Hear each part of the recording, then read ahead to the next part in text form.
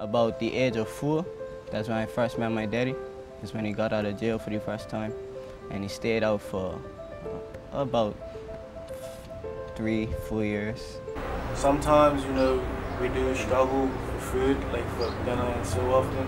So it's just like, my mom will do whatever in the pot and just hope for that to last for the week or so. It's not something you're really prepared for at any age, really, to find out that the people that raised you aren't really your real parents. Some of the challenges that we face are working with different families in different situations, and they may not have a value for education. In our program, we really value the educational components and working with families that love their kids, but they may not have the skill sets in order to help mold their young people into the people that they want to be. It can be challenging at times, working with the kids, the schools, the systems, and the parents to help them to learn how to work with their young people. I have recently met my biological mother and brother, but my father is deceased. I met them at my grandmother's funeral.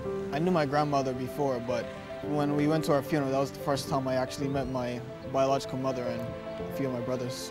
When I found out as a foster child, I kind of went through a depression phase where I didn't really talk to anybody. I lost a lot of weight because I wasn't eating right. It was just a hard time for me to get through. I went to training and my nana came and picked me up, and then she dropped me off at my friend's house. And we were all actually just outside, like just out on the roadside, just playing music, having fun. And then just some random guys just rode past. They were a bit suspicious, just like how slow they were riding. Once they got close enough, they actually didn't see me at first. They aimed the gun at my friends and it actually jammed. And then the second time they turned around, that's when the shots just ran off. I received 2 gunshot wounds to both of my legs, one in my knee and one in my left calf. My father had left with no notice, and after that we was just in a constant struggle, moving around place to place. And then one day, my mom had called family services, and ever since then, me and my brother was in the system for about 6 or 7 years.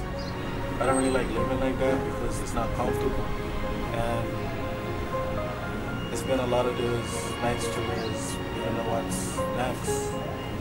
When you see him on the rugby field, you may not think that anything's going on in this young person's life, but the beyond off the field pieces is that we know when a kid doesn't have anywhere to go home to after practice because their parent doesn't have anywhere for them to go that night.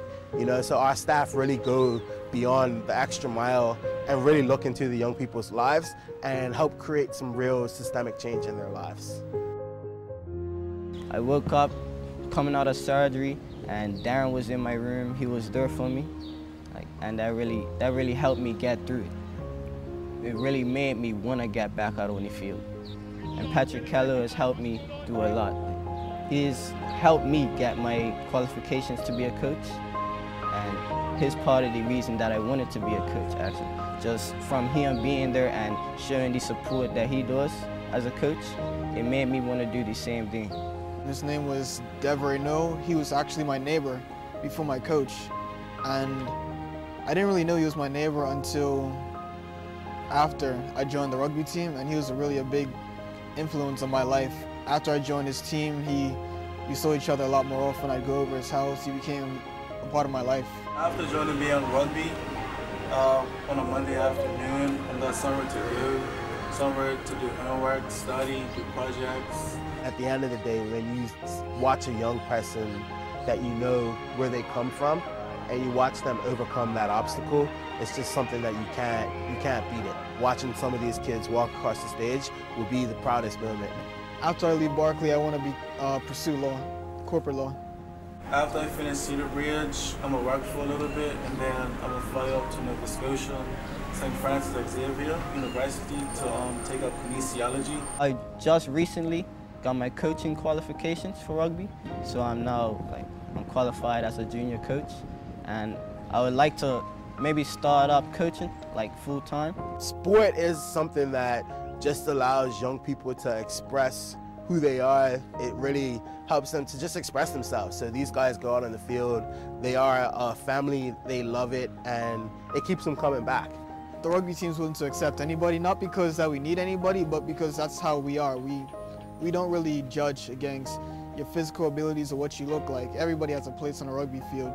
And I think it'll be a good way for other students that don't really have a club or anything to belong to come and join, because, I don't know, we're just a family there. No one's gonna treat you different because of how you look in a rugby game, because at the end of the day, we're all gonna get messed up.